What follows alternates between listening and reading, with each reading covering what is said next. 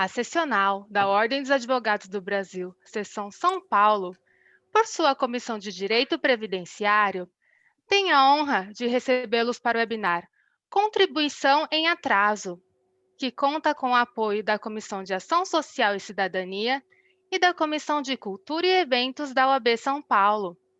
Este evento compactua com os Objetivos de Desenvolvimento Sustentável da ONU. Agradecemos e saudamos as autoridades que compõem essa mesa virtual, os participantes e todos aqueles que contribuíram com a campanha do agasalho. Para conduzir a abertura oficial deste evento, anunciamos a doutora Adriane Bramante, presidente da Comissão de Direito Previdenciário da OAB São Paulo. Olá, boa noite a todos, sejam todos e todas bem-vindos ao nosso primeiro webinar da Comissão de Direito Previdenciário da OAB São Paulo, na minha gestão, né? Porque o professor Sodero fez outros eventos, nosso querido professor Sodero, eterno professor Sodero, que está numa outra missão também tão importante quanto. Então, sejam todos bem-vindos e bem-vindas ao nosso webinar. E hoje nós temos dois convidados muito especiais. O tema é bem quente, é contribuições em atraso. E para falar sobre esse tema, nós convidamos aí a professora Viviane Mazzotti, que é advogada, mestre em Direito Previdenciário pela PUC São Paulo, autora aí de vários artigos jurídicos, está escrevendo seu livro, se Deus quiser, ele vai sair do forno.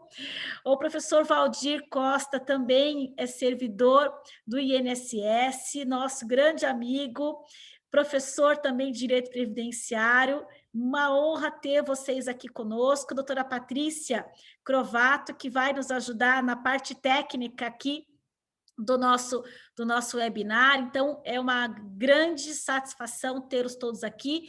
Queridos participantes que se inscreveram aí pelo Simpla, que contribuíram para a nossa campanha do agasalho, sejam bem-vindos ao nosso evento, ao nosso webinar. E a gente não veio aqui para bater papo furado, não. Vamos falar de conteúdo, porque tem muita coisa para falar nessa noite que está começando a ficar bem gelada, né? E o frio vai ficar ainda pior. Mas dentro das nossas casas, o nosso coração quentinho, tenho certeza que esse conteúdo vai nos aquecer. Bom, começando então o nosso webinar, eu gostaria de dizer o seguinte: a Comissão de Direito Previdenciário tem feito muitos eventos, né, um trabalho bem bacana, toda a comissão.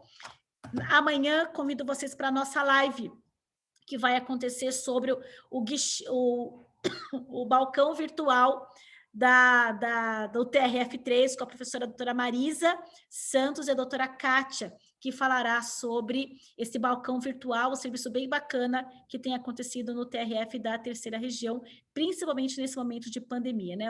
O balcão 100% digital. Bem, para começar o nosso evento, então, hoje, vamos começar para dar uma aquecida nos neurônios, Viviane, falando sobre o que são as contribuições em atraso. Explica para a gente, só para a gente contextualizar, e depois a gente entra especificamente no comunicado de IVBEM 2 ali, que foi publicado pelo INSS, é um nada, né? É um nada, não tem número, não tem nada, é um nada, nem publicado no Diário Oficial foi, é só um comunicado que é uma interpretação que o INSS fez e vai fazer em relação a essas questões de qualidade de segurado, de carência e de contribuições em atraso. Então, antes de a gente entrar no ponto do comunicado, vamos falar um pouquinho sobre as contribuições em atraso. O que seriam essas contribuições? Você pode explicar um pouquinho para a gente, por favor? Primeiro, gente, bem-vindos todos, né? O pessoal está chegando, começando a ficar aí uma audiência lotada, e agradecer o convite, o prazer de dividir hoje essa sala virtual com o querido Valdir, com a Patrícia, aqui nos dando este apoio técnico das perguntas, depois, quem sabe, provocando-nos. E, Adri, lógico, a tua participação, obrigada pela confiança, né, de nos colocar em tema tão importante. Acho que isso é a coisa mais... você disse o quê? Que não era de papo furado, né? Acho que foi essa a expressão, nós não vamos ficar de papo furado. Mas, galera, que é mais papo furado do que esse comunicado da Divibem, nós vamos só falar de papo furado a noite toda, tá? Só que o papo furado não é nosso, é deles. Eu queria contextualizar, e eu pedi para a Adriane para contextualizar, porque a Adri, de certa forma, eu fui uma das pessoas que botou um fogo no momento em que este comunicado começou a ser utilizado, tá? Para que ele, aparecesse. Olha, existe um comunicado que está rodando aqui dentro. Foi algo muito sui generis. Nós falamos muito, gente, em contribuição em atraso dentro do contexto do planejamento previdenciário. Então, dentro das necessidades de planejamento previdenciário, das alterações da reforma, com a emenda 103, das pessoas quererem buscar o seu direito adquirido antes das alterações. Então, estava todo mundo procurando o quê? Procurando brechas, né, lacunas de contribuição, e muita gente vem perguntar assim, olha, eu fiquei sem contribuir uns períodos entre empregos, por exemplo, eu posso ir lá e contribuir? Opa! Lacuna não necessariamente significa possibilidade de contribuir. Então, eu acho importante a gente colocar isso. O direito previdenciário ele é de filiação obrigatória e obrigatoriamente contributivo. Uma coisa chama a outra. Em muitos momentos, o segurado, de fato, não exerceu uma atividade e, por conta disso, ele não era segurado obrigatório e também não é um devedor obrigatório. Então, se ele não é um devedor obrigatório, eu não tenho um atraso. Vocês concordam? Eu simplesmente tenho um momento de não pagamento. Agora, quando eu penso nas contribuições em atraso de alguém que exerceu uma atividade remunerada, agora a gente começa a falar uma linguagem diferente. Eu exerci uma atividade remunerada e minha contribuição não foi feita. Precisamos investigar quem era o responsável por esta contribuição. O comunicado de Divibem, ele afeta alguém com um vínculo de empregado, com um vínculo de CLT? Não, porque a obrigação de recolher aquela contribuição era da empresa. E a 8.213, a Lei 8.213, tem inclusive isso expresso, que ele não pode ser prejudicado, aquela contribuição é presumida. Então a gente está falando basicamente, eu queria contextualizar isso, em quem? No contribuinte individual. E, principalmente, se eu pego de 2003 para cá, naquele contribuinte individual que não presta serviços para a empresa. Por quê? Porque de 2003 para cá, exatamente de abril de 2003 para cá, o responsável por fazer a contribuição daquele contribuinte individual que presta serviço para empresas é a própria empresa. Então, esse segurado não pode ser prejudicado por este atraso, ou por esta falta, esta ausência de pagamento. Bom, então agora a gente já fechou um pouco mais o nosso leque. Tá? Quem é que está sujeito a um problema através do Divibem? Praticamente todo contribuinte individual que presta serviços por conta própria, para pessoa física, e que atrasou mais do que ele tinha de prazo de graça. Então, estamos lidando com uma contribuição feita após a perda de uma qualidade de segurado.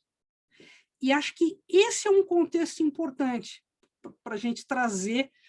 É mais limitado? É mais limitado, mas afeta muito os segurados, afeta muita gente. Como é que isso surgiu para nós, pós-emenda? A coisa vinha muito bem, o decreto 10.410, valendo a partir de 1º de julho, mudou umas coisinhas assim que, confesso para vocês, ele mudou tanta coisa que algumas passaram despercebidas no dia a dia. Cada vez que eu leio o decreto, eu acho um problema novo, né? Eu não digo que eu acho uma solução nova, ele vem trazendo problemas, coisas estranhas. Uma delas foi exatamente uma alteração, que é uma alteração no artigo 28 do decreto. O artigo 28 do decreto 3.048 de 99, né, já alterado, ele trata da contagem do período de carência. Ele, no inciso, ele meio que repete o que nós temos na lei, só que aí ele coloca um parágrafo 4º, e esse parágrafo 4º do artigo 28, ele traz uma novidade, que eu olho para a lei e não interpreto deste jeito. Que novidade é essa? Para os segurados a que se refere o inciso 2, contribuintes individuais, tá? Na hipótese da perda da qualidade de segurado, então ele inclui esta questão da qualidade de segurado. Somente serão consideradas para fim de carência as contribuições efetivadas após o novo recolhimento sem atraso. E aí fica uma questão preocupante, tá? Pensando agora nessa extensão de toda a interpretação do INSS, observado o disposto no artigo 19e. E o 19e do decreto, gente, é aquele que fala da contribuição superior ao limite mínimo mensal, aquela base de contribuição do salário mínimo. Fica, então, na minha cabeça, um casamento entre o que o comunicado 2 da Divibem vem fazendo e uma coisa prática que é, esta primeira contribuição em dia a que o INSS se refere, após uma perda de qualidade de segurado, se for uma contribuição abaixo do salário mínimo, muito provavelmente não dará conta de ser considerada como uma contribuição válida para carência também. E a gente tem que brigar depois, provavelmente, mas espera aí, essa aqui eu não posso complementar, agrupar ou utilizar. Se eu fizer isso, eu reverto esta situação e ela vai poder ser considerada para fins de carência ou de recuperação desta contagem de carência? Isso eu não vi em comunicado nenhum. Muito provavelmente nós descobriremos na prática que foi o que aconteceu com o comunicado de Divibem. Os colegas, os alunos, mandando indeferimentos ou negativas de cálculo de atrasado baseados no tal comunicado número 2. Aí chegou o primeiro e falou assim, não vou fazer porque mesmo você pagando esse atrasado, você não fecha o direito adquirido, porque não é carência. De acordo com o comunicado número 2, falava de que comunicado que esse povo está falando, né? Não saiu portaria nova, não saiu nada. Então, assim, queria dedicar esses minutos para, acho que deu para contextualizar e, ao mesmo tempo, para provocar um pouquinho os colegas para nós debatermos. Adri, fica à vontade para conduzir a partir daí. Valdir, quer trazer algum comentário, acrescentar alguma coisa? Quero sim, difícil, mas depois dessa explanação perfeita aí. Mas eu acho importante dizer o seguinte, há algum tempo, uns 2 anos, um pouco 3 anos, eu venho falando em aula o seguinte, eu sempre venho colocando o tópico carência e qualidade de segurado e expressando para as pessoas, jamais subestimem carência e qualidade de segurado. Uns 3 anos eu venho dizendo isso firmemente. Porque a gente vem observando os movimentos, né? Porque a Previdência vem, com o tempo, ela vem desenhando alterações que já foram demonstradas de interesse anteriormente. Então, ela vem demonstrando, vem fazendo o desenho disso, vem acompanhando o movimento. A história da matemática, 2 e 2 é 4, 2 e 2 só é 5 se a conta estiver errada. Então, se você prestar atenção no movimento, você vai chegar no que vai acontecer daqui a 2, 3 anos, qual é o ponto onde vai chegar. Então, carência e qualidade de segurado, a gente vem falando há um tempo que isso é imprescindível para prestar atenção nisso. E aí eu estava lendo o brilhante livro, deixa eu ver se está aqui, o Manual do Planejamento Previdenciário da Maura Feliciano, e ela falava disso, inclusive, aqui, para quem não conhece, o Manual de Planejamento Previdenciário da Maura Feliciano, minha querida. Está nos assistindo, querida. Maurinha, claro que ela está aqui, nossa né, querida, gente? Né? Maravilhosa. Nossa querida. E aí você vai percebendo o seguinte, o desenho, por exemplo, na 13846, a gente viu a imposição da impossibilidade de contribuição do contribuinte individual pós-mortem. Só que, assim, foi uma linha, não pode fazer contribuinte individual, não pode haver contribuição pós-mortem, ponto. Ponto. E aí morreu ali. Aquilo me chamou a atenção. Por quê, né? Porque contribuinte individual, como bem disse a professora Viviane, a gente tem duas linhas de trabalho. Você tem aquele que trabalha para si, por conta própria, por decisão própria, todas as definições suas, e aquele que presta serviço, aquele que é empresário.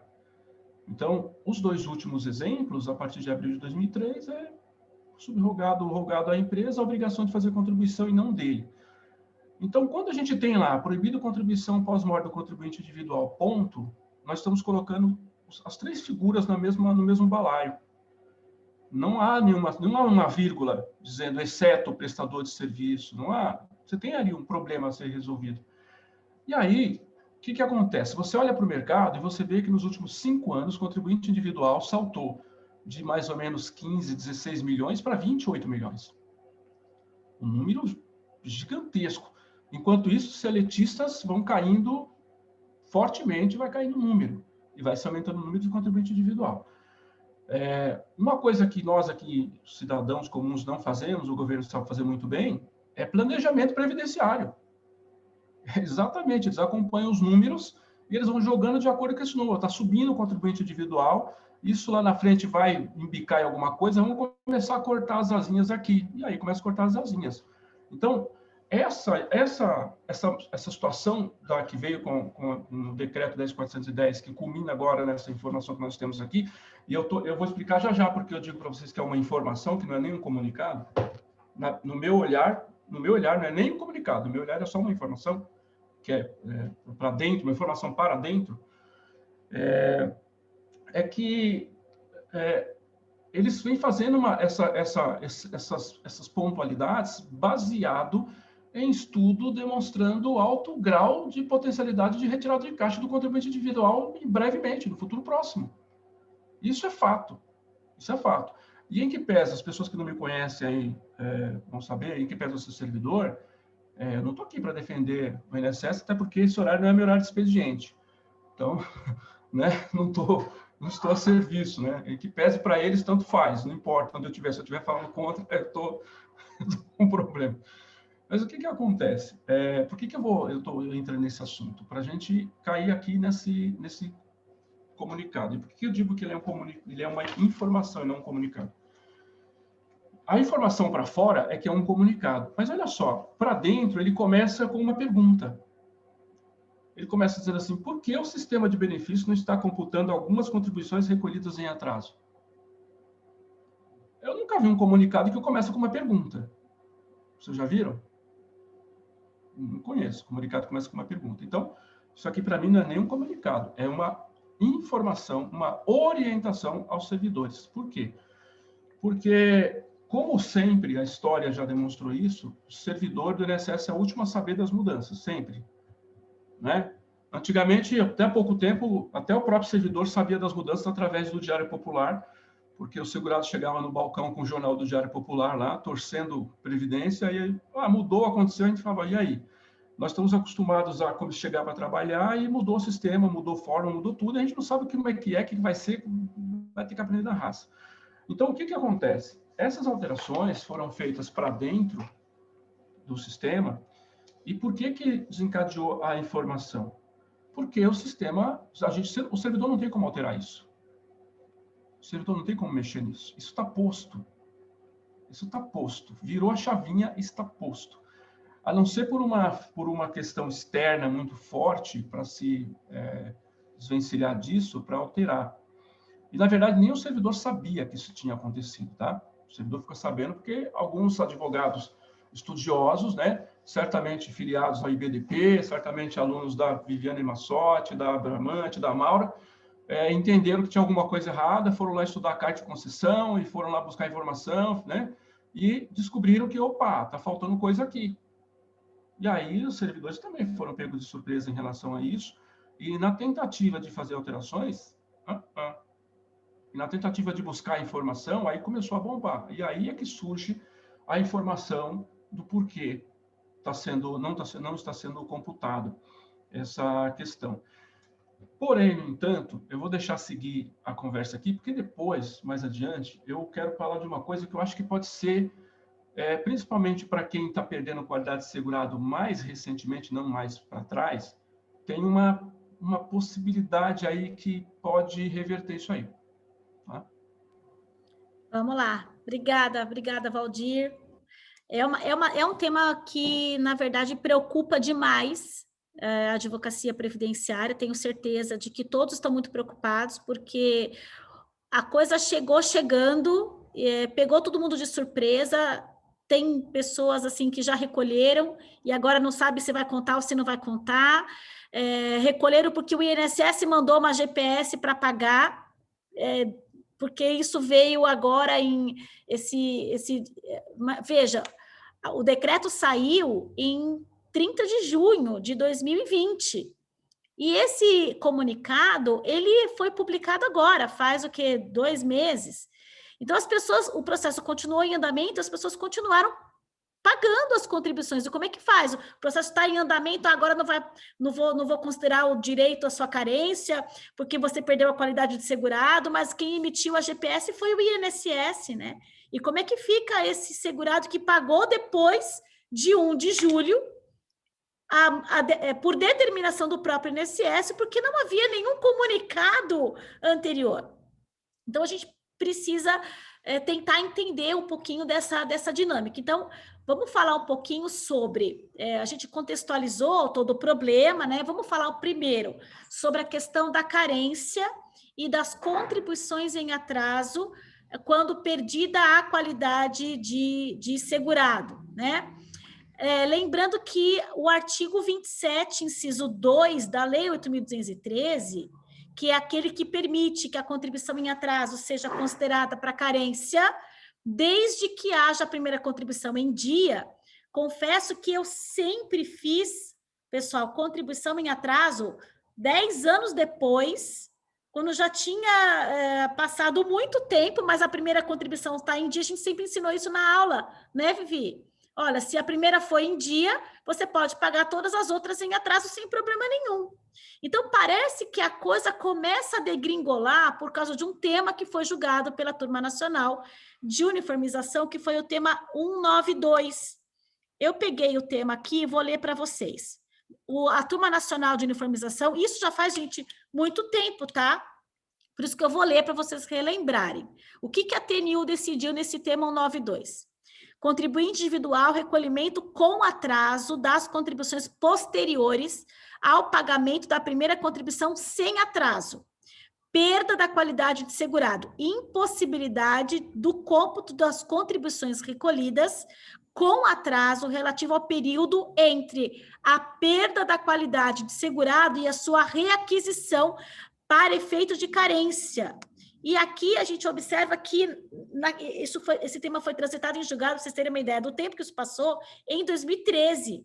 E nunca ninguém discutiu isso, porque isso é uma coisa que, na verdade, a TNU decidiu contrário ao posicionamento administrativo. Porque o INSS nunca teve essa interpretação. Paga uma contribuição em dia, todas as outras podem ficar em atraso, e o INSS sempre emitiu a GPS e considerou como carência e como tempo de contribuição esse período das contribuições em atraso. Então, vejo que a decisão da TNU contraria o próprio posicionamento administrativo. Então, eu queria que vocês falassem um pouquinho do que o comunicado trouxe e quais seriam as soluções depois para a gente poder aliviar o coração dos nossos advogados e advogadas. Vamos lá, Vivi, diga. Não sei se eu vou aliviar ou achar uma solução neste momento, né? Acho que a primeira coisa somos agora 260 pessoas pensando juntos, eu acho que essa é a parte importante, tá? A primeira coisa, Adri, é que esse tema 192 da TNU, ele parte de uma premissa que eu considero equivocada, tá? Que premissa é essa? Aqui no item 4, provavelmente do ínteiro teor que você tem aí, que é o da ementa, ele diz assim: o objetivo da norma do artigo 27, inciso 2 da 8.213 é impedir que o segurado, desvinculado do regime geral de previdência social, volte a contribuir apenas quando já enquadrado em alguma das situações que ensejam o pagamento de benefício, efetuando recolhimento retroativo de contribuições e garantindo, assim, o pagamento de nada mais que o número mínimo de contribuições. Então, vamos lá. Me parece bastante equivocado, porque o segurado que deixa de contribuir algo que ele era devedor não me parece desvinculado do regime geral de previdência social. Ele continua sendo um devedor. Até porque é o fato gerador, né, Vivi? Isso, ainda que a Previdência não possa cobrá-lo, porque agora foi decidido que o prazo prescricional são 5 anos e não 10, que era o que nós tínhamos na legislação, porque estamos falando, de certa forma, de um tributo. Mas aquela questão do, olha, é devedor, e quem é devedor precisa pagar. O Valdir mencionou uma coisa muito interessante quando ele disse sobre o recolhimento ou a inscrição pós-mortem. Tenho aqui para mim que essa briga começou exatamente com aquela possibilidade que nós também tínhamos administrativamente dos herdeiros, dos dependentes, recolherem estes atrasados, estas contribuições em atraso, daquele segurado que faleceu, teoricamente com perda de qualidade de segurado, mas que, na verdade, ele era devedor. E isso administrativamente era possível, e nós acabamos meio que perdendo esta possibilidade, também por uma questão de interpretação contrária, e que isso terminou na jurisprudência, e não precisaria sequer terminar na jurisprudência. Então, a primeira coisa que eu acho que essa decisão da TNU está equivocada nesse sentido. Só que esse parágrafo 4º que eu mencionei, que fala da perda de qualidade de segurado, ele praticamente reproduz esta decisão. E nos deixa com aquela coisa assim, olha, vai brigar pelo teu direito, porque nós já mudamos o sistema em cima disso. Há uma preocupação minha com relação a essa questão de perda de carência. Você perde a carência, mas você pode usar como tempo de contribuição. Nós vamos ver que essa utilização como tempo de contribuição é extremamente relativa, porque essa orientação que o Valdir menciona, que é um informe, né, não pode nem chamar de comunicado, essa orientação, em determinado ponto, diz assim: podemos alterar a DER do benefício. Ele está contando para o servidor, olha, mude a DER, porque nós podemos fazer isso com base no artigo 176D do Decreto 3.048 de 99. Esse tempo de contribuição, Adriane, ele só vai ser considerado para as contribuições pagas, o que eles dizem, após 1 de julho de 2020, com reafirmação de DER. E é aí que eles estão baseando a questão disso não valer para direito adquirido. Gente, percebam a extensão que isso toma, provocado por um conjunto de artigos trazidos pelo 10.410. Esse decreto foi pior do que a gente imaginava. Estamos vendo isso só agora. Então, olha o tamanho dessa coisa. Caixinha de Pandora, que medo de abrir de novo. Valdir, qual a solução a gente tem para isso? Sim, a gente só começa a descobrir as intenções nas entrelinhas na medida em que o tempo passa, porque quando a gente faz uma leitura superficial, a gente não enxerga, né? Tanto que nós fizemos várias vezes, a gente leu, releu, e eu não tinha enxergado nada disso, que agora a gente começa a ler com outros olhos e com sob um outro viés, né? Essa questão da carência, como é que o INSS caiu meu fone aqui, está processando isso, já está considerando dessa forma e indeferindo os benefícios, Valdir, no INSS com relação a essas contribuições? Bateu, o sistema indefere. Se depender daquele período especificamente, já está programado para isso. Não existe um meio termo, não existe por quê. Como a gente disse, foi feito e informado. E só foi informado porque começaram a haver reclamações.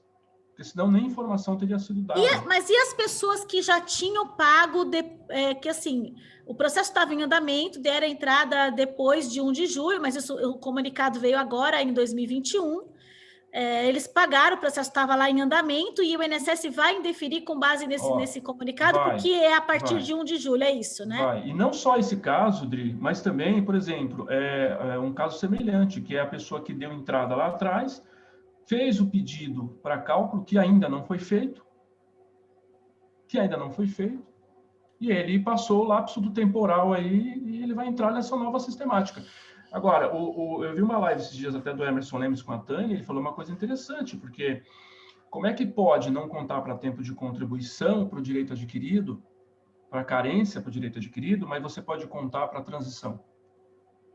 Pois é, como é que com 60 anos você pode contar? Como é que você pode contar para o futuro? Você não pode contar... Era lá de trás, então, o que está acontecendo? É uma coisa inimaginável, eu tenho que falar dessa forma, porque eu também não concordo, tá? Vou deixar claro aqui, porque eu fico em ebulição por dentro com essas coisas, porque eu sou muito legalista nesses pontos.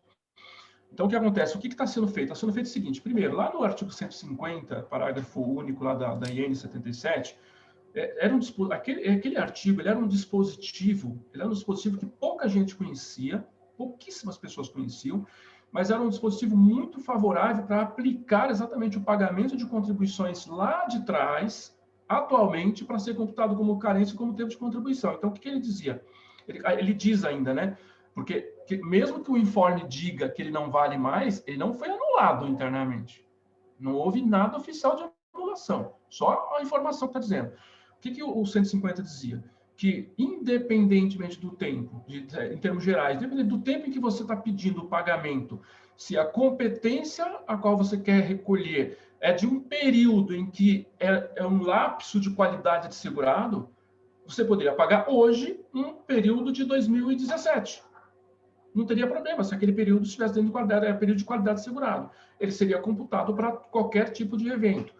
O próprio comunicado, a própria informação, não é nem orientação, a própria informação, ela vai dizer isso, que esse artigo, a partir de 1º de julho, ele perde valor.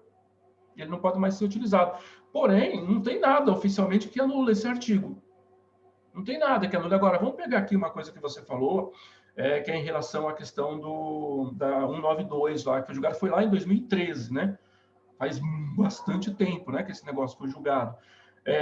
A Justiça fez uma interpretação, o INSS tinha uma ação administrativa contrária, o INSS agora reverte isso baseado, de fato, nesse histórico todo de estudos, de mercados, questões judiciais, porque quando foram para fazer a alteração, você sabe disso melhor do que eu, porque vocês têm muito mais envolvimento mais para cima, que foi feito um grande estudo de STF, de STJ com o INSS, para ver onde é que o INSS onde que pegava o problema do INSS judicialmente falando, os caras fazerem alterações necessárias, né? Então eles trazem esse movimento, aí o INSS vem e faz o quê? Ele retira ele pega a interpretação do judiciário e joga para dentro do INSS, só que tem um detalhe, eu vou repetir que isso é muito importante para vocês, operadores, não há norma interna.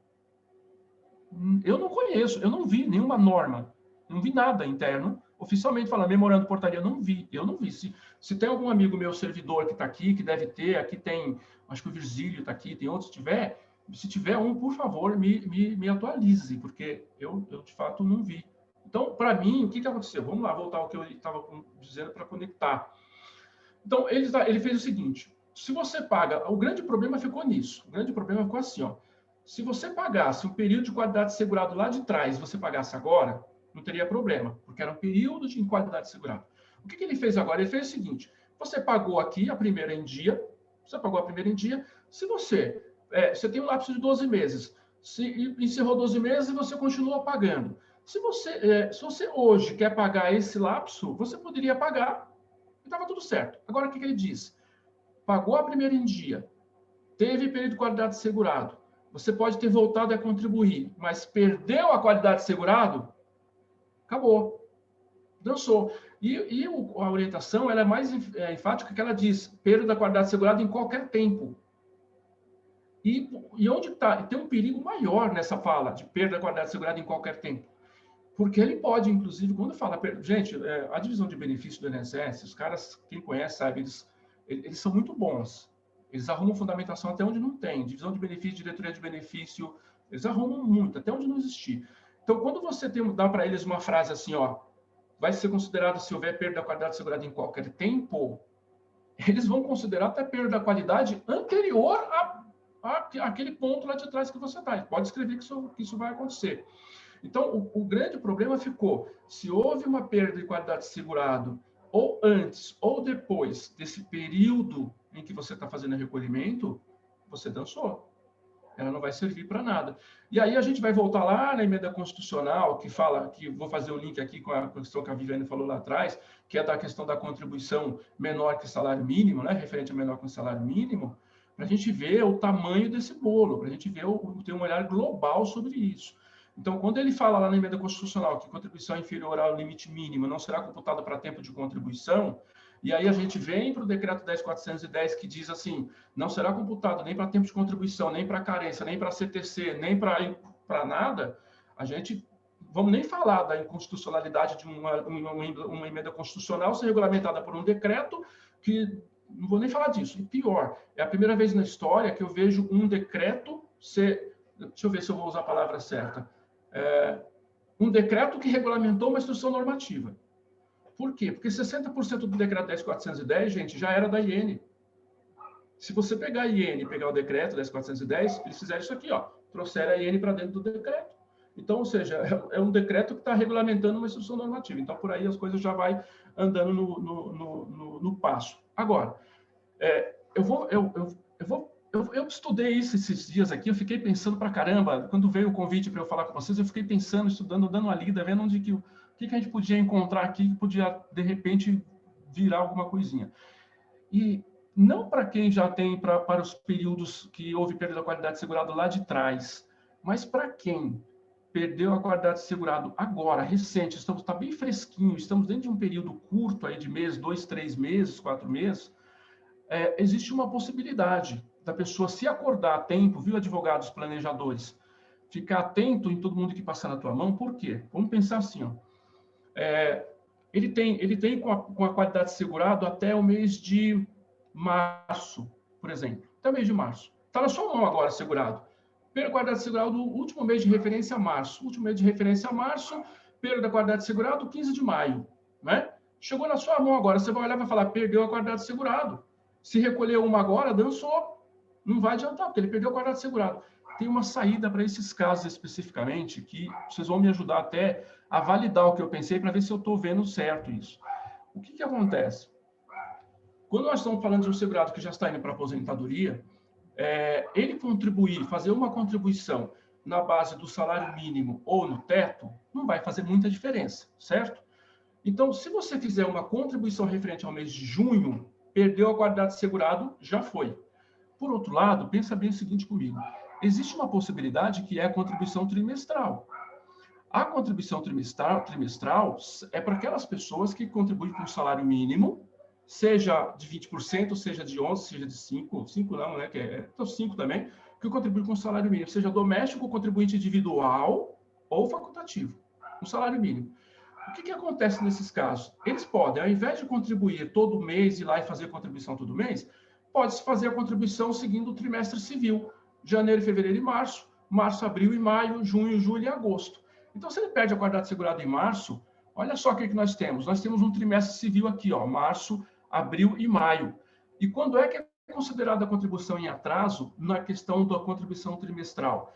Quando vence o período da última competência do trimestre. Que seria junho. Então, a última competência do trimestre é junho, que você vai perder a qualidade segurada em 15 de agosto.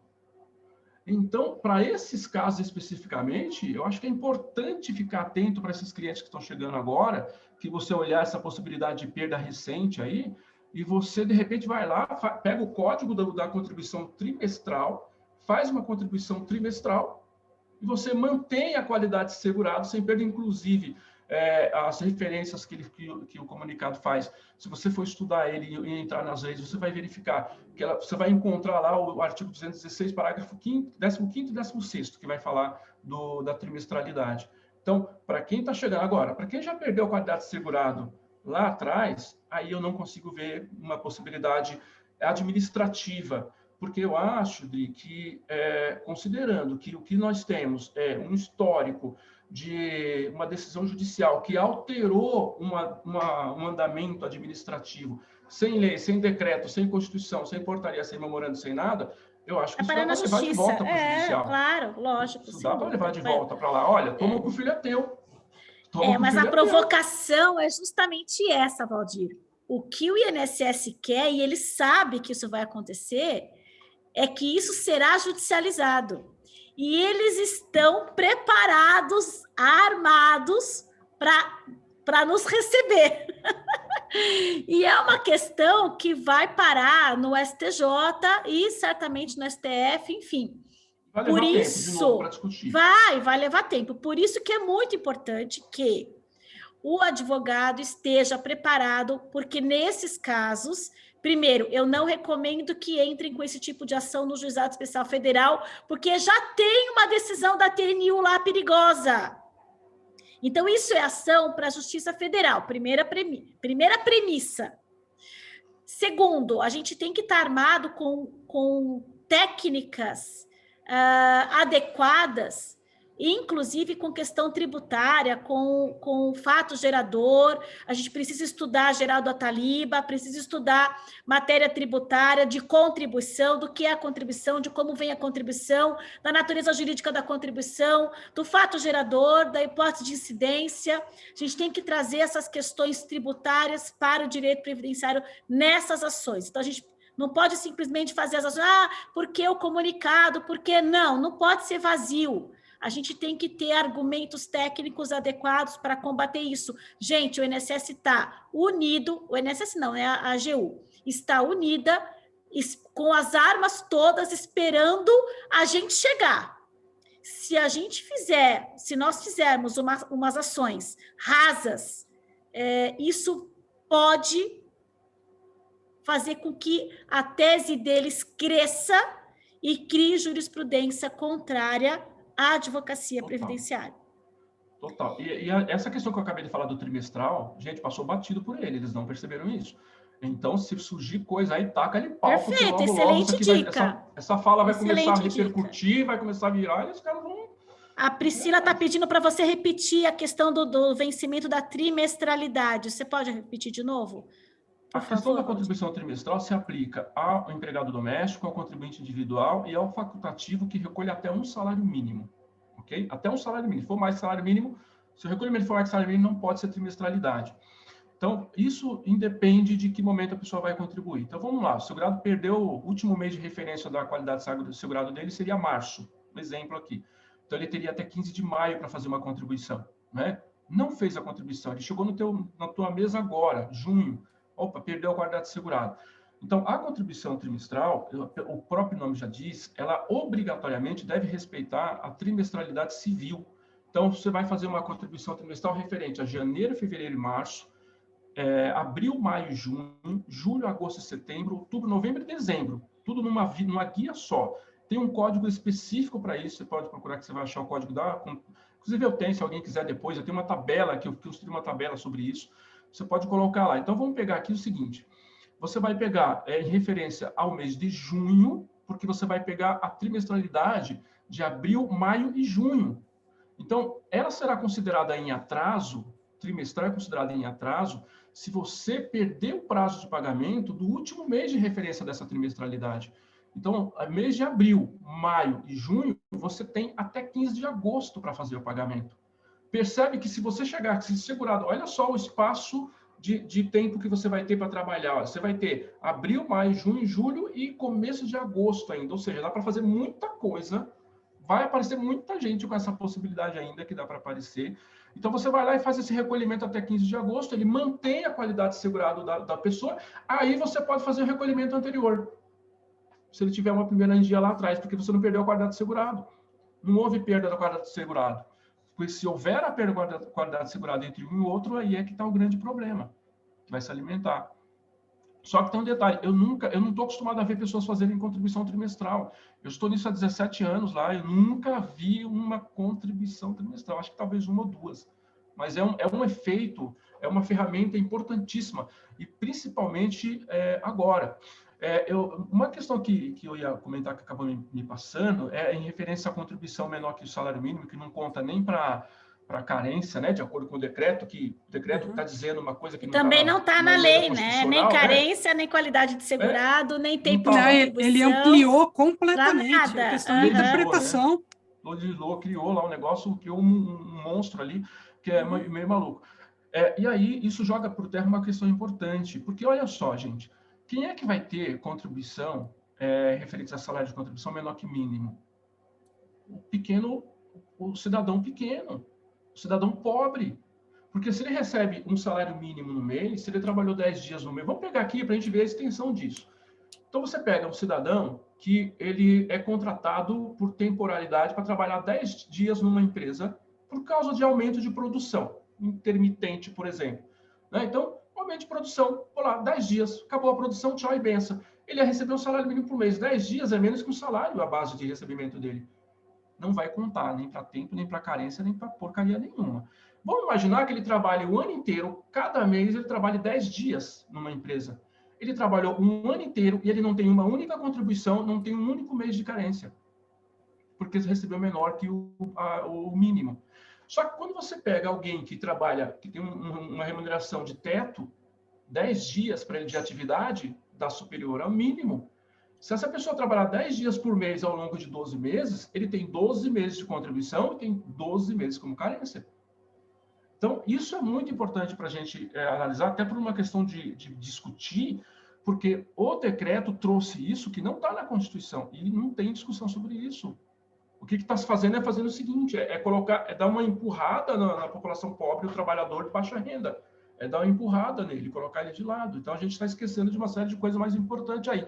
O artigo 1º, inciso 3º, que é onde começa tudo, está absolutamente sendo pisoteado. E a gente tem que pensar, Valdir, se complementação é atraso, porque me parece que não. A partir do momento em que ele recebeu... A complementação não é considerada atraso. A orientação, ela passa mais ou menos ali, meio que discretamente sobre isso, ela não é considerada em atraso, até agora. Até agora. Nada impede que venha outra informação. Outro comunicado. Não, porque tem uma coisa importante aí, que a Adriane falou em tributário. O pessoal está perguntando qual é o livro do Geraldo Otaliba, tá? Do direito tributário. Por favor, a hipótese de incidência tributária, acho que é isso, né? Não. Gente, é um livro desse tamanho, facinho de ler. Não, é facinho, bem bacana. Bem bacana. Deixa eu pegar aqui o livro não dele. tem um preconceito contra o direito tributário, tá? E aqui a gente está falando, até os exemplos que esse informe traz, é uma mudança de paradigma que eu também não vi de onde saiu, não tem fundamento, que é o paradigma de considerar algo pelo fato gerador da sua competência, né? O fato do débito, e inclusive quando a gente olha na lei, o fato gerador é exatamente o exercício da atividade. Então, se é o exercício da atividade, imagino que seja a competência. E eles deslocaram isso para a data do pagamento. Então, Valdir, olha que coisa absurda a interpretação conjunta das Desculpa, coisas. Vildir, desculpa, mas Não, pois eu falei, a Não, é gente ia... absurdo, gente, é absurdo. Isso me dá... Você falou que o teu estômago revira, o meu também. E aí eu não aguento, porque assim, eu fico imaginando, do jeito que o INSS está eficiente, tá? E não estou falando de um servidor ou de outro, estou falando da máquina toda, vocês sabem bem disso. Eu vou lá, faço um pedido de recolhimento de atrasados. E não vou nem colocar isso 1º de julho, antes ou depois. Faço um pedido de recolhimento de atrasados, tá? Eles vão considerar a data do pagamento. E INSS vai lá, me demora 12 meses para emitir uma guia. Segurado vai, paga aquela guia. Ele precisa daqueles atrasados, daquele período de tempo de contribuição, para se aposentar. E agora eu não estou falando em perda de qualidade de segurado, em nada disso. Estou falando num outro ponto do informe, que é aquela história de podemos reafirmar a DER com base no 176D. Gente, o segurado tem direito, ele trabalhou, ele é devedor, ele está lá com o patrimônio previdenciário dele composto. Tem várias decisões de jurisprudência sobre isso, tá? É só procurar aquelas que dizem receba desde a DER. Eu tenho todo um composto de jurisprudência em cima disso. Aí, por culpa do INSS, o segurado não consegue honrar com a sua dívida, porque quem faz as contas é o INSS. E aí o INSS só vai me pagar a partir da data em que eu fiz a contribuição, ou seja, estou chutando. Para mim, isso é apropriação. Isso é um enriquecimento ilícito. Claro, sem dúvida. Agora, vamos falar... Deixa eu só para complementar uma coisa, Adriana. Fala. Baseado no que a Viviane falou, está dizendo que estão dizendo o seguinte: olha, não me interessa se você trabalhou lá atrás. Você está pagando hoje, para mim você está trabalhando hoje. Que é isso que está dizendo, né? Está pagando hoje, para mim você está trabalhando hoje. Então, deveria pedir comprovação de atividade de hoje, né? Você está falando que vale para hoje. Agora, eu quero ler para você um artigo da IN, artigo 31. Sim, do contribuinte individual que pode contribuir a cada... O artigo 31, ele diz que, após a cessação da atividade, os segurados, contribuinte individual e aqueles segurados anteriormente... Se presumem, né? Empresários, deverão, olha só, após a cessação da atividade, deverão solicitar o encerramento da atividade em qualquer APS, mediante a apresentação de um dos seguintes documentos. Aí faz uma lista de documentos e tal.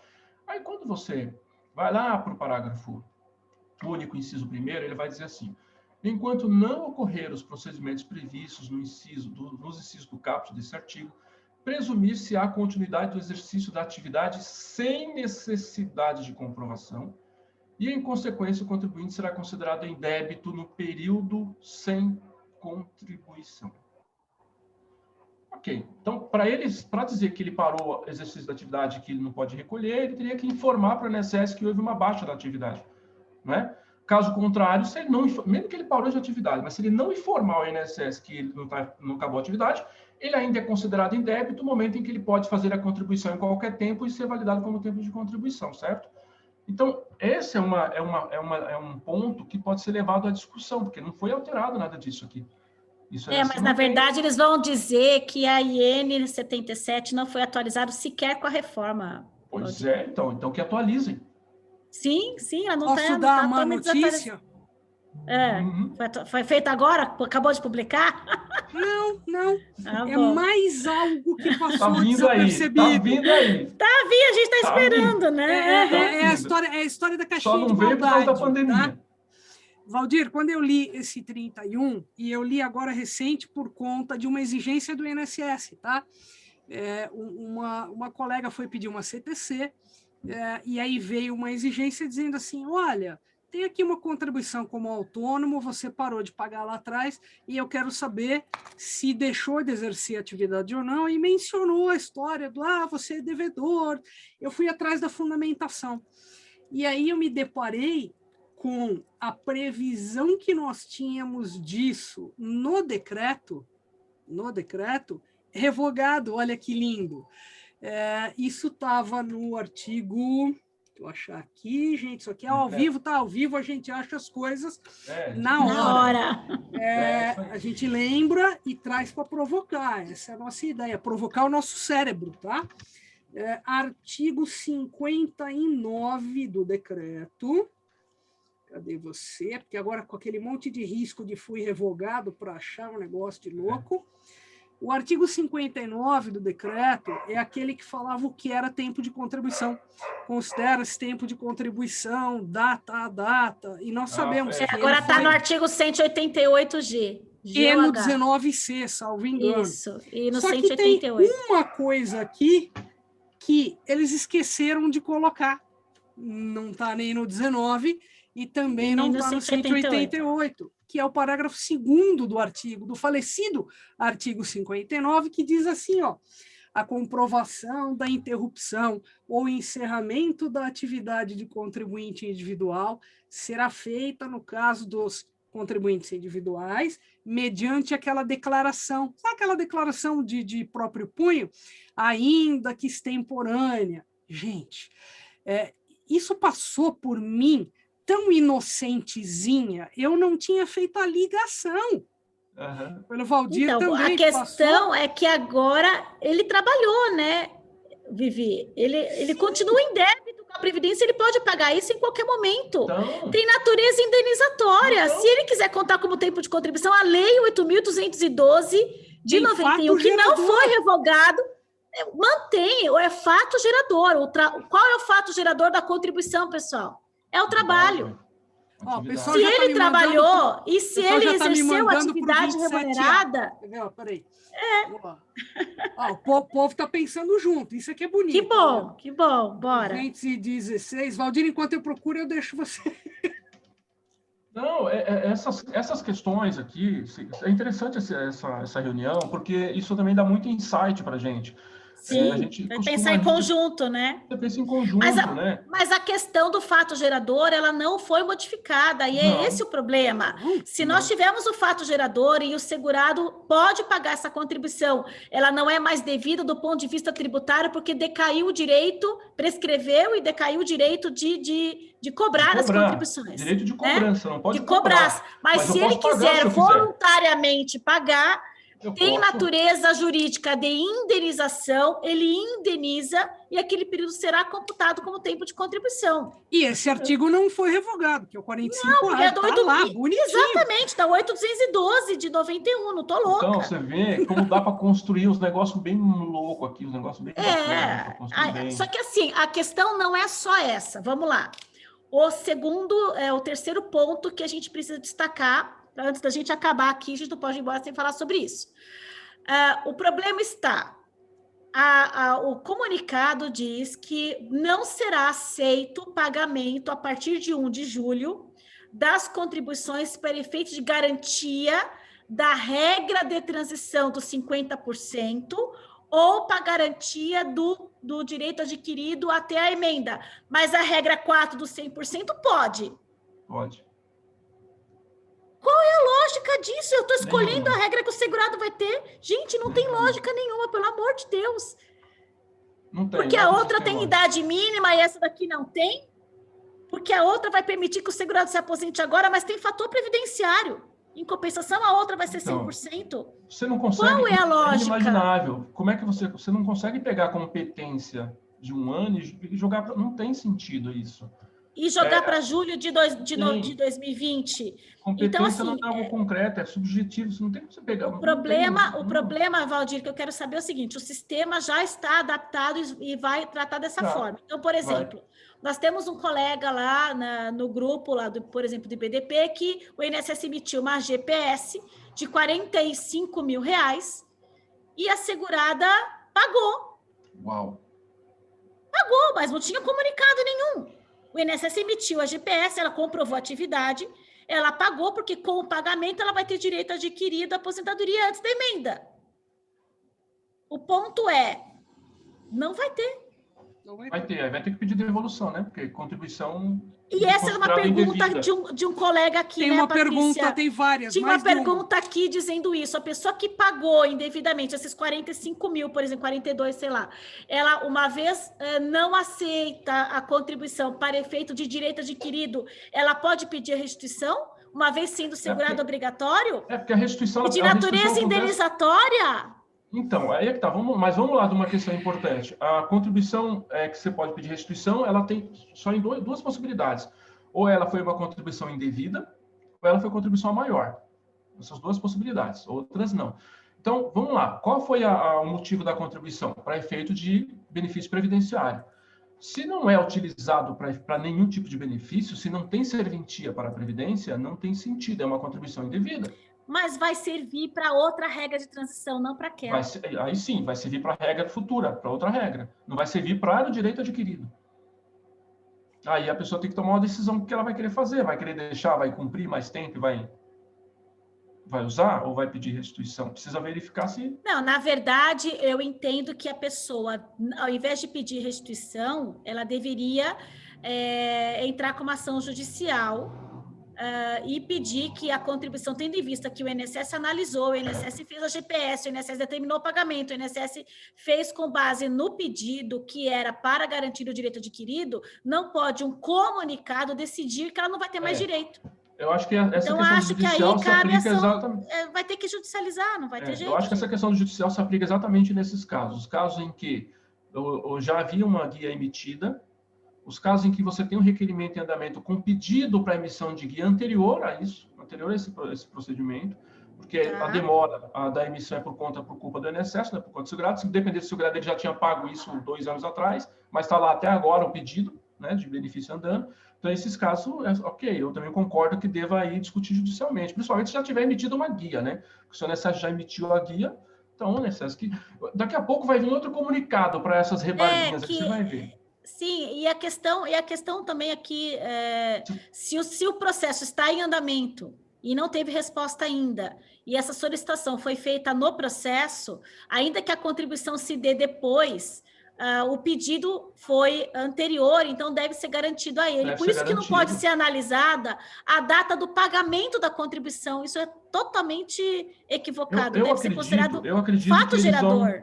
Eu acredito que virá uma outra informação para esses casos pontuais. Eu acredito que em breve virá. O problema é que vai judicializar demais, né, Valdir? Então, aí contradiz todo o discurso do INSS de querer evitar a judicialização, né? Você quer diminuir a judicialização, aí você cria a judicialização, você cria elementos. Então, mas isso é importante para todo mundo que está nos assistindo entender o seguinte, gente, previdenciários. Duas coisas importantes que precisa botar na cabeça. Primeiro, tem coisas que você vai ganhar na inicial no INSS, tem coisas que você só vai ganhar no recurso, tem coisas que você só vai ganhar no judicial. Tem coisas que você não vai ganhar em lugar nenhum, porque não tem direito. Aí não tem para onde fugir. Segunda coisa importante que você precisa entender o INSS, ele joga de uma forma muito, muito específica que muita gente não entendeu. O INSS, às vezes, ele cria uma norma, cria um memorando, ele cria uma comunicação, ele joga uma coisa meio sem pé, sem cabeça, justamente para daqui a pouco todo mundo entrar em polvorosa e eles começarem a entender como é que as pessoas, para onde eles vão, o que eles vão fazer, onde eles vão brigar. São as pílulas que são jogadas. É isso. Exatamente. Porque a história do bode na sala. O bode na sala. Eu posso contar essa história do bode? Todo mundo sabe por que se chama bode na sala? Será que todo mundo sabe? Acho que posso não. Contar essa história? Pode contar. Bode na sala é o seguinte, tem uma história de um fulano, ela já foi alterada por muitos outros contadores de história, mas basicamente ela é uma história seguinte. O cara tinha um quartinho, ele cedeu o quartinho, alugou o quartinho para uma pessoa morar lá no quartinho, e aí daqui a pouco chega uma outra pessoa e ele também alugou o quartinho para aquela mesma pessoa. Ficou as duas pessoas no quartinho. Pô, mas você alugou para mim, alugou para o outro. Não, vai ficar os dois aí, quero saber. E ele foi colocando mais gente lá. Chegou um momento que ele alugou o mesmo espaço para um monte de gente. E todo mundo reclamando, todo mundo brigando, os advogados previdenciários chorando, falando que não pode, que assim não deve, que isso é inconstitucional, que isso não sei o quê, eu vou para a justiça, isso o quê, direitos humanos, dignidade humana e tarará, tarará, tarará. Aí, isso porque o cara ia fazer mais uma mudança, o cara ia colocar mais uma pessoa lá, e mais uma mudança não dava mais certo. E aí, o que ele pensou? Ele falou assim, eu tenho um jeito de calar esse povo. Então, ao invés de eu colocar mais uma mudança, eu vou colocar mais uma mudança e vou colocar uma mudança muito absurda. Vou fazer uma coisa muito absurda, uma coisa bem grotesca. Então, o que ele fez? Ele trouxe mais uma pessoa. Para evitar que se reclamasse de mais uma pessoa, ele trouxe um bode fedido para danar, um bode tenebroso. Enfiou esse bode no meio daquelas 20 pessoas naquele quartinho. Então, as pessoas pararam de reclamar do espaço que eles estavam apertados e começaram a reclamar do cheiro do bode, do fedor do bode. Esse bode está fedido, esse bode está fedido, esse bode está fedido. É que ele fez? Tudo bem, eu vou tirar o bode. E aí ele tirou o bode da sala. Aí as pessoas pararam de reclamar. Então, para um bom entendedor, um pingo no i basta. Vocês entenderam o que isso quer dizer? Quando vai se voltar emenda constitucional, alguma lei que é danosa, qualquer coisa, podem observar, sempre tem alguma coisa que é muito absurda, Isso aí, o que acontece com isso? Vamos para acordo, a gente tira isso aqui. E aí fica o restante a PEC 6 foi exatamente o bode na sala. O bode na sala. É assim que funciona, a capitalização, o louço, o rural, puseram lá só de perfumaria para depois conseguirem aprovar aquilo que eles queriam aprovar, que era a idade mínima ali. E o INSS é expert em fazer isso. Então, isso aqui é um bode na sala. Então, agora ele vai deixar o caldeirão ferver, porque o caldeirão ferve do mesmo jeito que quando eu leio, eu tenho alguns insights. Quando eu leio junto com a Adriana, eu tenho 2 insights. Quando eu leio junto com a Vivi, quando eu leio junto com a Patrícia, com todo mundo, eu tenho mais insights. Então, o que eles fazem? Eles montam, mas eles não conseguem enxergar todas as possibilidades que podem vir contra. Então, solta aquilo, porque as pessoas atingidas trarão aquilo que eles ainda vão discutir. Você sabe dizer, Valdir, se já tem alguma resposta ou alguma visão, algum parecer, por exemplo, do CRPS em relação a isso? Porque como é uma coisa recente, a gente não tem decisão do CRPS ainda, nenhuma manifestação, concreto, né? Não vi nada, não. Precisa chegar um caso não vi nada. A gente não sabe ainda qual vai ser o posicionamento do CRPS em relação a isso, né? Não sei, talvez quem possa estar dizendo talvez isso, a Carolina do CRPS, o Beirão, talvez possa ter um olhar mais prático, porque eu acho que eles vão esperar algum caso concreto, né, para chegar neles, como foi agora. Se bem que assim, né, como isso está sendo aplicado a todos os casos, efetivamente, todos os casos, talvez essa altura deve estar chegando em alguma situação lá, vai sim. apenas aguardar andamento, né? E como não é adequado usar o Juizado Especial Federal, a recomendação é, primeiro recorram para o CRPS. Por quê? Porque enquanto isso, a gente vai esperando o bode na sala sair, para a gente ver qual vai ser o caminho. Exatamente, não é bom entrar na justiça agora. Vamos esperar para saber qual vai ser o andamento, como é que vai se posicionar o CRPS. Então, a gente tem que ter estratégia, assim como o INSS, a AGU está tendo, a gente também tem que ter estratégia para que a gente possa, com todo o fundamento, depois, de forma segura, entrar com as ações judiciais na medida que a questão for amadurecendo. Até para saber a extensão das maldades, né? Porque exatamente. Cada hora que eu olho para o decreto, eu começo a achar um pedacinho que faz sentido com um comunicado de um lado, que altera do outro. Tenho visto vários indeferimentos, várias negativas do cálculo do atrasado, porque aí, assim, olha, mesmo calculando o teu atrasado, você não vai ter o direito adquirido que você quer. Peraí, então, toda vez que eu for pedir um cálculo desse, eu preciso explicitar. Não, mas eu quero o tempo de contribuição, eu não estou buscando o direito adquirido. Por que você tem que presumir que eu estou buscando o direito adquirido? São umas situações complexas. Valdir, aquela questão da indenização anterior a 96 continua ainda pendente do sistema? Sem o cálculo. Aquela sem juros? Cicaweb, né? Anterior a 96. Acho que é da medida provisória até... Deixa eu ver aqui. Está no regulamento, né? Do decreto. Do regulamento do decreto. É a medida provisória 1523 de 96. E que o decreto determinou sem juros e multa. Sem juros e sem multa. Isso. A partir daí, isso é importante. A gente está aguardando o sistema calcular ainda. Mas isso é importante. E aí o sistema não calcula e eles aplicam. E já mudou a regra. Mudou a regra. Pois é. Mas isso é importante para as pessoas ficarem atentas, porque verificar o que for cobrado, se tiver feito algum cálculo anterior a esse período, porque não pode, mas é cobrado. Sim, sim. Para pedir restituição disso aí, pedir devolução. Temos perguntas dos nossos participantes, doutora Patrícia? Muitas perguntas. Sim, separe umas perguntinhas aí para a gente poder participar, os nossos colegas, por favor. Tá. Doutora, então, nós temos aqui do colega Dalmar. Boa noite. Segurada com 159 meses de contribuição e a idade de 62.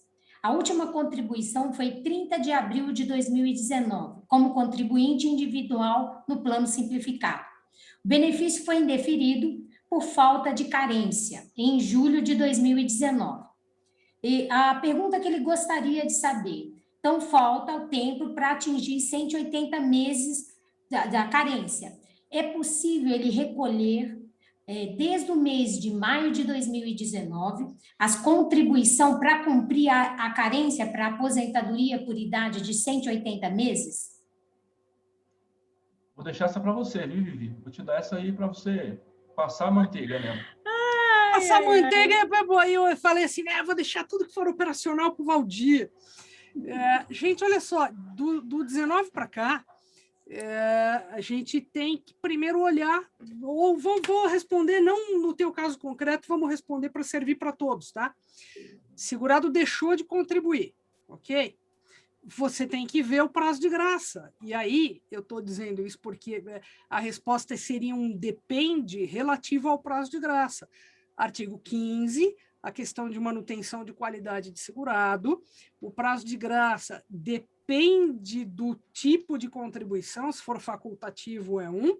Se for contribuinte individual, segurado empregado, é uma outra contagem. Eu posso ter, vamos colocar aí, do facultativo até o prazo máximo de um empregado, do individual, de 6 a 36 meses de prazo de graça. A questão é, se eu perder a qualidade de segurado, levando em consideração, tá, este entendimento, o que for atraso não é carência, você concorda? Então, ainda que eu tenha todo o restante em dia e aposentadoria por idade eu preciso de carência, e agora na regra de transição é carência e tempo de contribuição, tá? Ela não vai conseguir. Então, vocês perceberam que as avaliações são um pouco mais extensas. Ele falou em abril do 19. Eu não posso, sem olhar o teu caso concreto de verdade, dizer se ela perdeu a qualidade de segurança. Mas olha só, Vivi, vamos aqui apimentar. Você quer apimentar? Bora. Eu quero apimentar.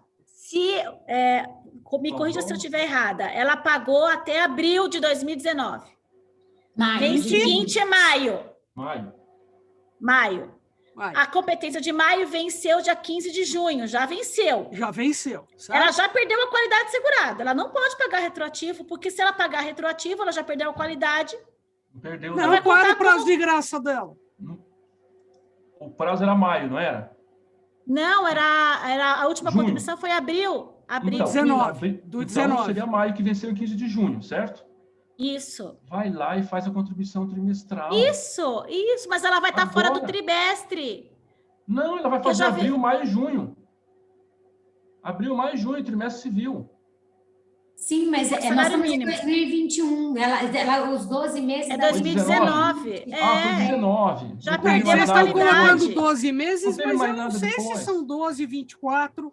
Exato. Precisa mas ela é contribuinte individual, Vivi. Então já foi. Na TNU dá, porque na TNU entende que se comprovar como segurada obrigatória, mesmo como contribuinte individual, se considerar eu já estou pensando além. Olhando aos olhos do INSS, não, mas aos olhos da Justiça, poderia. Aí, nesse caso, juizado, né? Por causa da TNU. Nesse caso, sim. Olha que louco, né? Então, mas você sabe, mas aí tem uma questão. Eu defendo um pensamento que é assim, em relação ao contribuinte individual, essa questão do desemprego. Porque essa definição para acréscimo dos 12 meses, Ele diz que acrescenta 12 meses se a pessoa tiver registro em qualquer órgão do Ministério do Trabalho, né? Tiver registrado Ou em qualquer prova órgão do de Ministério do desemprego Trabalho. involuntário, né? Ou prova. Que o Então, vamos contribuinte... pegar, porque aí todo mundo ficou sempre centrado no seguro-desemprego e tal, mas quando ele fala em qualquer órgão do Ministério do Trabalho, isso é amplo. Então, a pessoa pode, por exemplo, procurar o Ministério do Trabalho e se inscrever em algum curso para desempregado. Ele pode fazer qualquer tipo de cadastro lá, que ele se considera desempregado. O que vai acontecer no INSS? Na inicial no INSS vai ser negado. Por quê? Porque não tem essa definição específica lá. Porque precisa estar específico para a administração. Só que aí você vai para o CRPS. Sim. E no CRPS você amplia essa possibilidade, até mesmo para o contribuinte. Claro. Perfeito. Então, a pergunta era da Camila, Patrícia? Não. Era do Ademar, né? Aldemar. Eu estou falando isso porque agora eu não sei se misturaram as perguntas aqui. A Camila veio falando assim, não, ela tem mais de 120 contribuições, mais 12 meses. Tá. Como tem muita pergunta, eu falei, será que era dela que a gente estava falando? Não. Porque se for o caso, Adri, eu estou com 2019, 2020, 2021, e a ideia do Valdir da contribuição trimestral cai como uma luva, tá? Sim, perfeito. Patrícia, próxima pergunta, por favor.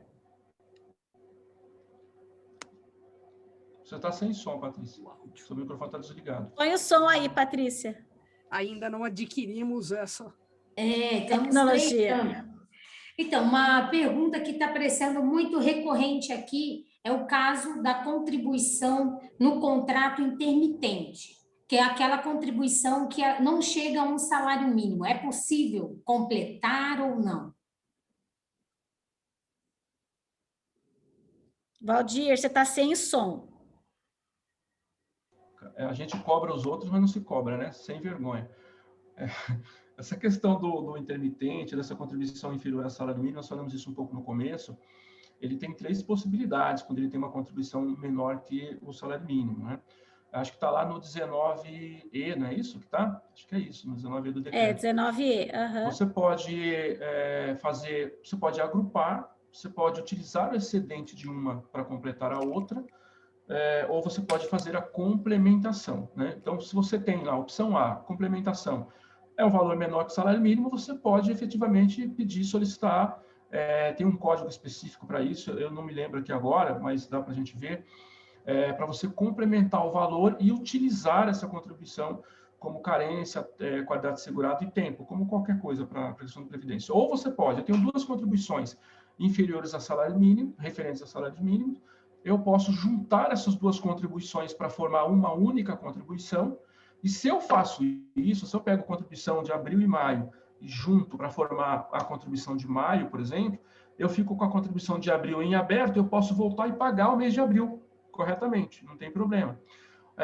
Ou eu posso pegar, eu tenho a contribuição de abril, que foi de, 2 salários, a contribuição de maio foi menor que 1, posso pegar o excedente da contribuição de abril e jogar para a contribuição de maio. Posso fazer essas 3 possibilidades, é o caminho que a pessoa tem para fazer.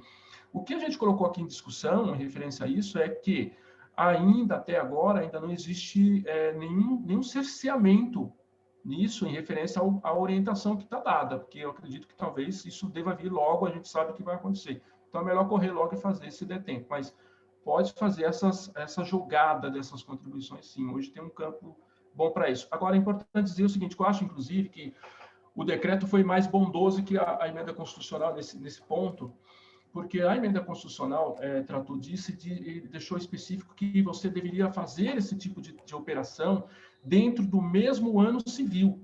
Já o decreto diz que pode ser feito a qualquer tempo, desde que você faça a operação com as competências do mesmo ano civil. Então, nesse ponto, o decreto foi um pouco melhor para o segurado, né? Então, eu posso juntar contribuição de maio e junho de 2019, mas não posso juntar a contribuição de maio de 2019 e junho de 2020. Aí não pode. Tem que ser do mesmo ano civil. Do mesmo ano civil. Na verdade, o decreto interpretou de uma maneira que eu entendo a mais correta, né? Não vamos dar ideia diferente para eles, né? Deixa assim, tá ótimo. Patrícia, vamos chamar atenção para isso, numa não, pergunta aqui que eu li Deixa eu só complementar uma coisa, Vivi, porque da ela faz resposta do sentido Valdir. também, mas manda lá. Tá, é que essa complementação, muita gente está fazendo confusão também, porque uma coisa é a contribuição do contribuinte individual, o facultativo que paga menor que o mínimo, outra coisa é o empregado. E inclusive o intermitente, que também é empregado, que a contribuição não é por GPS, a contribuição é por DARF, e o código é 1872. Tem um linkzinho, se você colocar complementação de contribuição empregado no Google, vai aparecer o Cicalc, que é um programa da Receita Federal, e ali mesmo você já preenche a DARF, ele vai mandando os caminhos, você preenche a DARF, faz o pagamento. Até um cliente foi lá semana passada no meu escritório, eu entrei no site na hora, imprimi a DARF e já dei para ele pagar. E ele vai pagar a diferença do que seria para o salário mínimo. Então, se o salário mínimo é 1.100, ele pagou 500, ele vai pagar R$600, 7,5% se a competência for de março de 2020 para cá. Então, é bem importante, é o código 1872, mas a DARF já sai completa nesse sentido.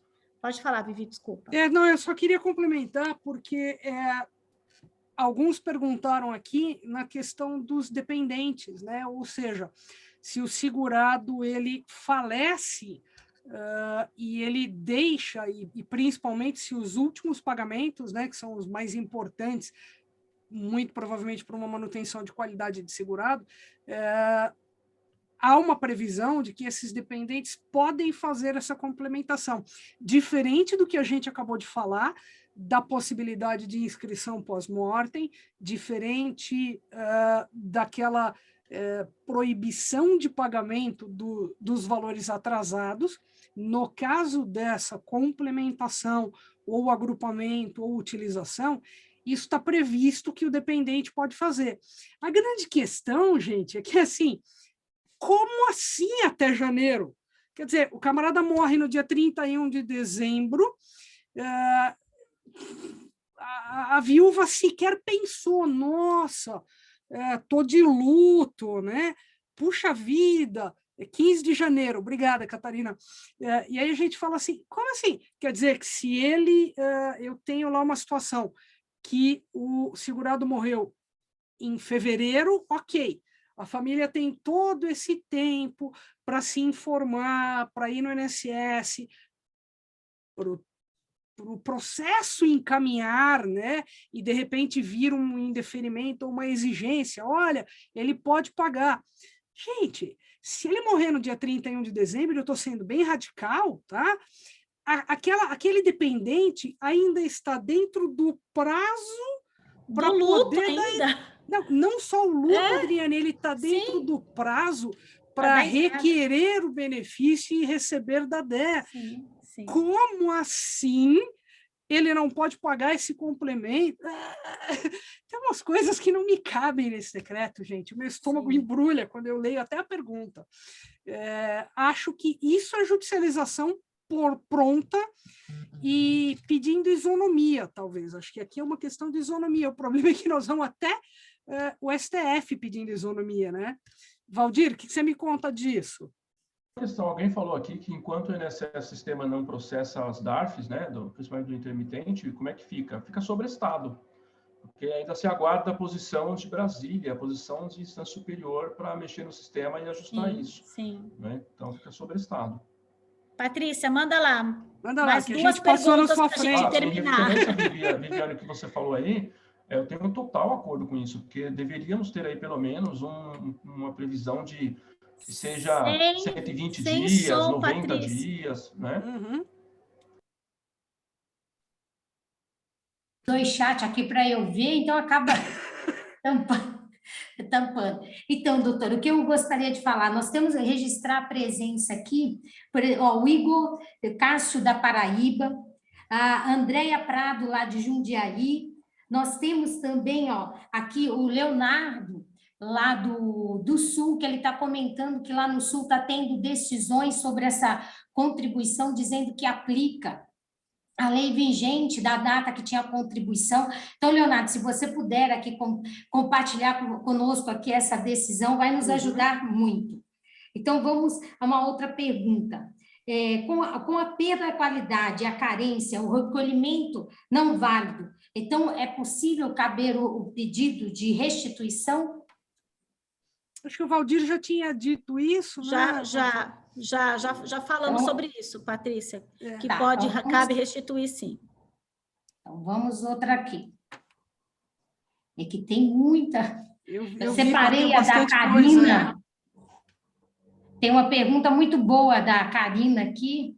Espera, deixa eu só achar a dela aqui.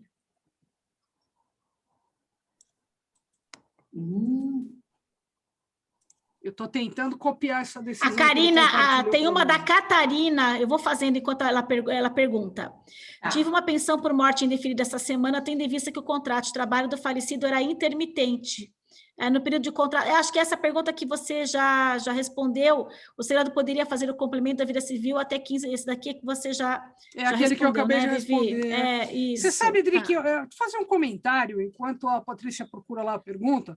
Hoje, entraram em contato comigo para me contar de um indeferimento, que é outro que me deu tremores, assim. Em que era uma pensão por morte, um pedido de pensão por morte, parecido com essa história da Catarina, só que alguém que contribuiu aparentemente acima do mínimo, tá? Tinha perdido a qualidade de segurado, tinha voltado a trabalhar, trabalhou 2 dias e morreu. Bom, tem lá a contribuição. Ou não apareceu no CNIS, ou apareceu e não olharam, mas pelo que eu entendi, não olharam. Olha que bacana o fundamento do indeferimento, de que, de acordo com o 27A da Lei 8.213, aquele segurado, para recuperar a qualidade e gerar uma pensão, deveria ter contribuído por 9 meses. Para recuperar os 18 meses, em relação aos... Isso, Valdir, arregala o olho, porque é isso mesmo. Eles entendem. Não fizeram esse despacho, vai. Não. Que as 18 contribuições eram carência?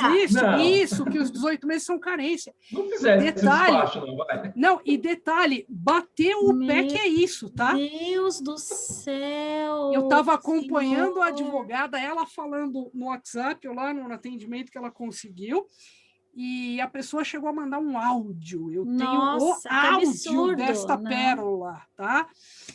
Gente, cuidado, por favor, com as interpretações. Valdir, carência, qualidade de segurado, eu apoio você, tá? E as contribuições dos 18 meses exigidos na pensão por morte não é carência, são 18 contribuições. Né? Então, assim, não subestimem.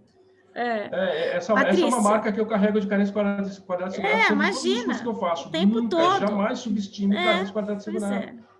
Jamais. Vai lá, Patrícia. Vamos lá. A Catarina Casimiro, ela tive uma pensão por morte indeferida esta semana. Tendo em vista mas ela teve 4 contribuições e ela complementou e aí foi indeferido o benefício porque aí está falando que no período ela teve 4 contribuições. Foi indeferido porque ela complementou, porque foi inferior ao INSS, o mínimo, e o segurado, ele perdeu a vida e a família está nessa situação da pensão por morte. Tem como alguma coisa nessa situação? Porque ele faleceu e durante aquele ano civil só teve 4 contribuições. Falaram para complementar, eles complementaram e mesmo assim foi indeferido o benefício.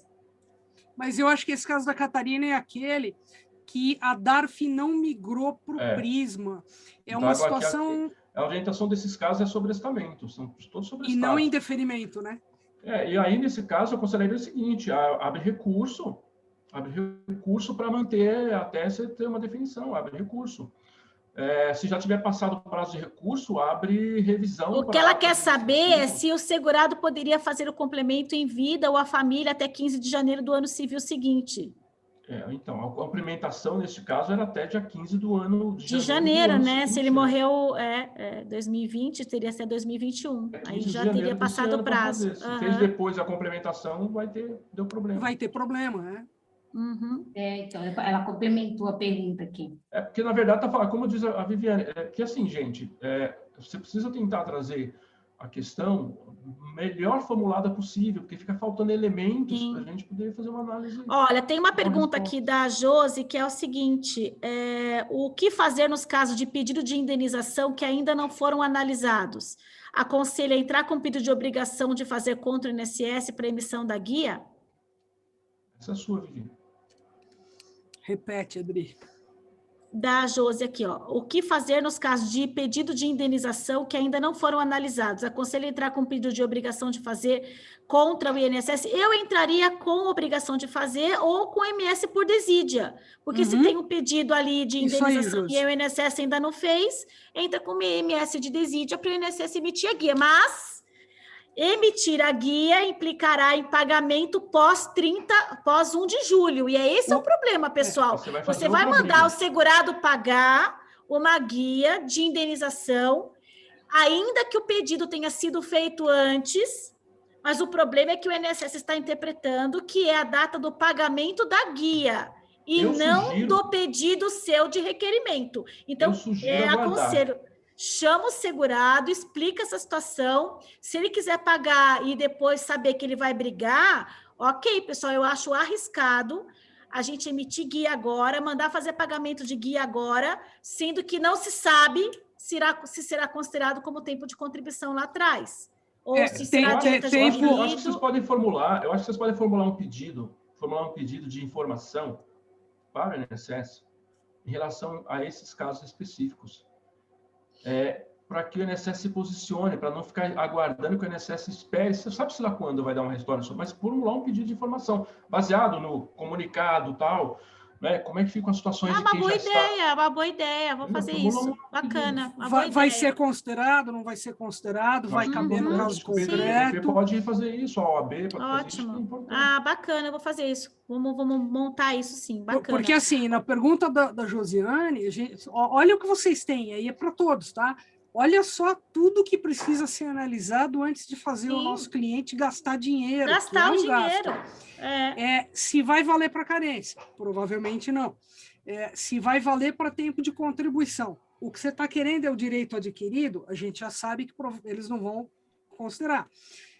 Você está querendo só como tempo de contribuição, mas é o daqui para frente, lembre-se que eles vão reafirmar a DER para depois do pagamento, porque enquanto não está pago, não existe no mundo. Olha como é essa questão. E outra coisa, Vivi, se for para pagamento para a regra de transição 4, que é a dos 60 anos, ou dos 57 para a mulher e dos 100% de pedágio, vai valer. Então, ele pode pagar se for para a regra de transição 4, que ele não pode pagar, que não vai considerar para direito adquirido ou para a regra de transição dos 50%, mas para a regra de transição dos 100% vai valer, só que vai alterar a DER. Então, vejam a extensão e a preocupação que nós devemos ter com essa orientação em relação à contribuição, ainda que tenha sido requerido antes. Né? Então, é bem importante que o advogado fique ciente dessas, precisa ser formulado mudanças. Um pedido de esclarecimento sobre alguns pontos. Legal, vou fazer isso vamos montar lá pela comissão e a gente encaminha. Pessoal, sabe que eu tenho um medo, Adri? Eu tenho um medo, assim, então toma cuidado. Porque, na verdade, aqui, ele não fala que o pedágio de 100% pode, né? Não, mas ele proíbe dos 50%. Mas vamos lá, cuidado, porque ele não afirma o outro. Mas ele não proíbe o outro, entendeu? Ele deixou aberto, então ele só está falando dos 50%. Porque a ideia que eles quiseram colocar é que para a regra dos 50%, que o segurado conseguiria se aposentar antes, não pode. Mas para dos 60% não teria problema nenhum, ele só colocou empecilho para a regra dos 50%, porque para a regra dos 100% não tem empecilho. Eu daria até assim, isso que eu quis dizer, gente, entendeu? Se algum de vocês, no dia a dia, passarem por algo assim, e o INSS brecar também a regra do pedágio de 100%, nos avise, por favor, porque algumas coisas nós só sabemos depois que o INSS aprova. Exatamente. Isso é importante dizer que, assim, quando surgem tudo isso aqui que nós estamos falando baseado nessa orientação, essa informação, mas estamos falando baseado em casos hipotéticos, né? Sim. A gente precisa esperar A gente passar vai ter que algumas esperar semanas, evoluir, meses aí, para chegar em casos concretos para que sim. você possa ter elementos para discutir até, né? O recado que a gente deixa aqui é para que vocês tomem cuidado, para que vocês, de preferência, evitem ações judiciais que discutam o mérito desse tema, porque ainda não está maduro para isso, que entrem com recurso administrativo antes. Na hora de emitir a guia, explique para o segurado do risco da emissão da guia, porque o que está valendo é a data do pagamento. Então, são essas as observações e os cuidados que a gente pretende deixar para vocês aqui na noite de hoje. A gente tem que terminar, pessoal, por causa do horário, mas abro aí as palavras para a professora Viviane Mazzotti para suas considerações finais, depois para o professor Valdir, e a gente dá por encerrado. Vamos lá, Vivi, pode falar. Primeiro, agradecer a possibilidade da participação, pensar em conjunto é excelente, agradecer a participação de todos que estão aqui, é um barato, né? Porque, por exemplo, olha como nós, lendo as coisas, também temos interpretações diferentes, tá? Sim. A Ana Rita já está me colocando aqui, olha, tem um exemplo perfeito de que pode no 100%, porque, na verdade, no caso concreto aqui, eles colocam, o de 50% não pode, mas o de 100% pode. Aí o outro me falou assim, não, olha, o Emerson, num das falas dele, falou que os 3 estão vetados, o pedaço de 100% também. São, de fato, gente, interpretações que nós também fazemos, baseados nos exemplos que eles colocaram nesse informativo. Ou seja, nós vamos ter que esperar um tempo agora para entender a amplitude concreta disso. No restante, nós estamos ficando tão doidos quanto vocês. O meu recado para vocês é o seguinte, vocês são normais, vocês estão confusos? Vocês são normais. E esse webinar ele tem como objetivo pensar junto, tá, gente? Tentar trazer soluções e colocar cabeças que estão em momentos diferentes dessa atuação, pensando juntos. Só tenho a agradecer, queridos, bom trabalho para todos nós. E tem muito trabalho pela frente. Obrigada, Vivi. Valdir, obrigada pela sua participação, muito, muito enriquecedora. Eu que agradeço o convite, Adriana, partindo de vocês. Eu fico muito feliz em estar participando aqui, porque eu tenho vocês em altas contas, vocês são pessoas que eu admiro demais, são referências na minha formação, na minha trajetória. Então, para mim é muito importante esse momento e compartilhar conhecimento é um dos pilares da minha existência. Então, eu faço isso com muito graça, com muito amor. E agradeço ao pessoal que tirou o tempo deles para estar aqui ouvindo, né? Porque essa soma de energia aqui e de discussão, ela aumenta substancialmente as possibilidades para todo mundo. Existe uma equação quântica que já é comprovada cientificamente, que diz que uma pessoa sozinha, quando ela precisa tomar uma decisão, ela consegue chegar no máximo a 6 possibilidades. Quando ela se reúne com pelo menos 10 ou 15 pessoas, essas possibilidades por pessoa pode chegar até 52. Então, por isso que estar em grupos, mas grupos positivos, faz muita diferença na vida das pessoas. Para quem não sabe disso, é importante. E aí o pessoal me acha lá no direitomastigado.oficial, né, no meu Instagram do Direito, no Valdir Costa Almeida, onde eu trabalho com comportamental, de elevação mental, não trabalho com direito lá. E eu posso fazer uma propaganda aqui? Posso fazer uma propaganda? Claro, pode. Posso fazer mesmo? Se não puder, não tem problema. Pode, vai lá. Dia 31 de julho agora eu começo um curso, estamos elaborando, vai inaugurar dia 31 de julho, uma extensão em expert em processo administrativo previdenciário, um curso com bastante professores, com um pouco extenso, não tão extenso, mas pouquinho, mas com bastante conteúdo, são quase 80 horas de conteúdo, com grandes nomes. E eu acho que para quem quer fazer planejamento previdenciário, quem quer trabalhar com planejamento previdenciário, precisa entender substancialmente o processo administrativo. Então, E por demais, sou grato demais pela oportunidade, tá? Então, muito obrigado aí pelo convite. Eu que agradeço. Obrigada, Vivi, obrigada, Valdir, obrigada, doutora Patrícia, por ter ajudado aqui na parte técnica. Eu quero agradecer a toda a comissão de Direito Previdenciário da OAB São Paulo, quero agradecer nosso presidente, né, da seccional, doutor Caio Augusto, por oportunizar esses eventos. Foi muito bacana, agradeço a todos da comissão, todos que participaram. Gente, tem gente do Brasil inteiro aqui, obrigada, recebam meu abraço de luz para a sua cidade, para o seu estado. Saibam que a Comissão de Direito Previdenciário está à disposição, sigam-nos lá na página do Instagram, que é direito.comissão previdenciário, acho que é isso, né? Comissão Previdenciária OAB São Paulo. Já estou doida a essa hora, gente, já não respiro mais. Direito.previdenciário.oabsp.